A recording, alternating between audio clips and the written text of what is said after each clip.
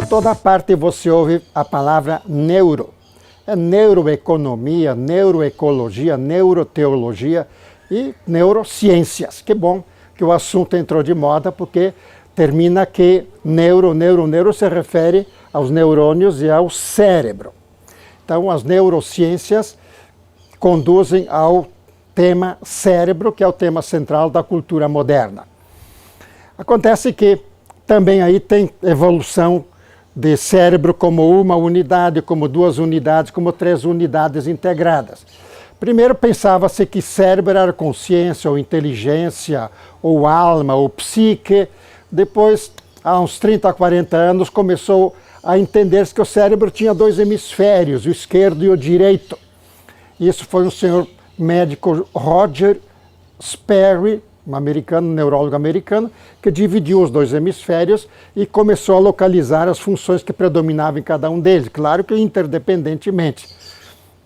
Mas por fim chegamos então à teoria do cérebro triuno, três que formam um, cérebro 3 em 1. Não havia uns aparelhos de música que era assim? Agora o cérebro também é 3 em 1. Cérebro triuno ou unitriádico, ou cérebro triádico, ou três cérebros, mas que é sempre um. Então isso é que é o importante. Então o Roger Sperry, que veio com a teoria dos dois hemisférios, e depois o Paul MacLean e o Alexander Luria, da Rússia, chegaram à conclusão de que se trabalha, na verdade, se pode trabalhar com a ideia de três cérebros mínimo. Claro que são três grandes unidades que depois se pode subdividir.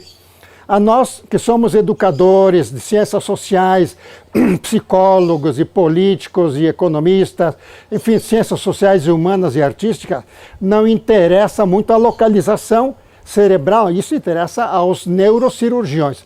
A nós interessa a aplicação dessas neurociências tricerebrais às ciências sociais e comportamentais. Então é muito bom entender que o esquerdo é o cérebro lógico da aprendizagem, da comunicação, da ciência, da lógica, da matemática.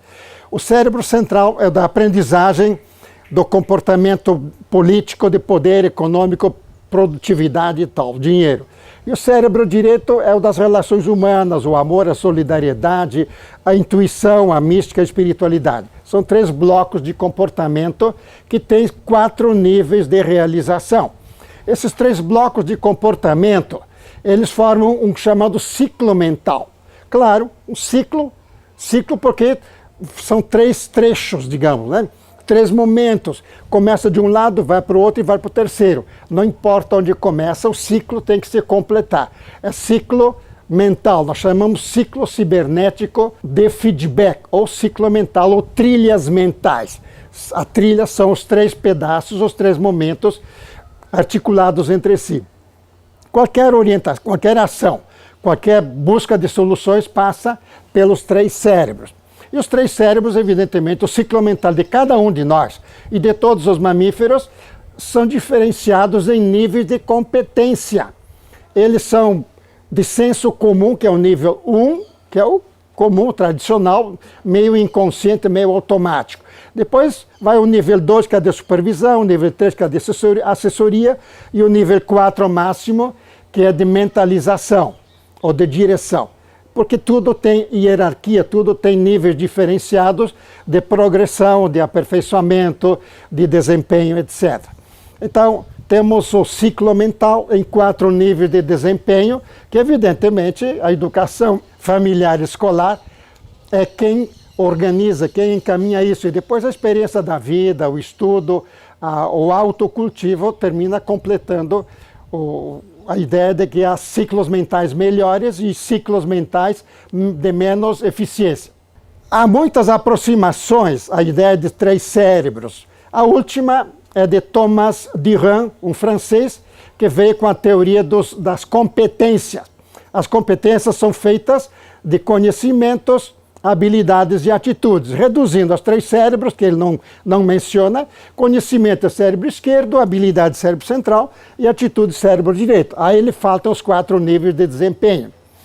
Existe a teoria das inteligências múltiplas de Howard Gardner, que já são 9, é uma lista, Mas tem que aprender a organizar pelos 3 cérebros, porque senão ficamos no linear, no monádico, isso não leva a nada, só aumenta a confusão e aumentam outras listas.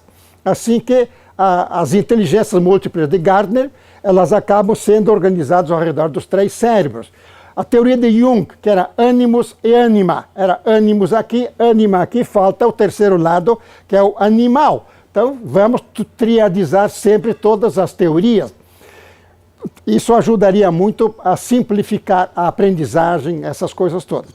Bom, então, quais são as aplicações principais dos 3 cérebros? Primeiro é na família. A família constrói os 3 cérebros. Então, é preciso ter uma carreira de mãe e de pai e de docentes, porque a família e a escola começam a organizar os 3 cérebros. Claro que alguma coisa já vem organizada, porque quando a criança nasce, ela sabe alguma coisa. Mas o resto social tem que ser organizado, programado depois. E a escola teria que saber trabalhar os 3 cérebros. A família e a escola têm que trabalhar os 3 cérebros. Depois a empresa sabe como usar as competências dos 3 cérebros para ter mais produtividade, mais competitividade. Essas aplicações são indispensáveis. Não dá para entender e é imperdoável que a família não saiba nada de cérebro e que a escola não saiba nada de cérebro. Só sabe de currículo, a família só sabe de amor, carinho e saúde, mas não sabe de cérebro. Isto é imperdoável e é inexplicável, a não ser uma espécie de conspiração dos donos da sociedade para evitar que o ser humano transcenda o seu nível animal, o seu nível de massa e passe a ser sujeito da história e sujeito da sua própria vida. Nós temos, a nossa organização tem um teste chamado QT, Quociente Tricerebral. Mede os seus 3 cérebros, as competências dos seus 3 cérebros no momento atual e propõe como desenvolver as competências que você necessite para o seu projeto de vida. Chama-se QT, Quociente Tricerebral. Está na nossa página que você pode acessar, porque é www.csproporcional.com.br e você vai ver isso no vídeo também.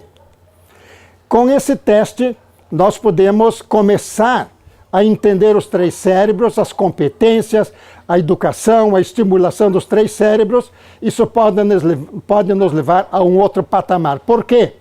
Porque mente, cérebro, competências são coisas aprendidas desde a família, a escola e depois a escola da vida, a experiência pessoal e o autocultivo pessoal por metas pessoais.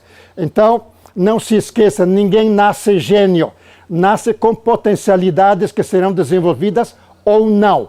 Entre nessa do cérebro triádico ou cérebro triuno, que você só tem a ganhar com isso.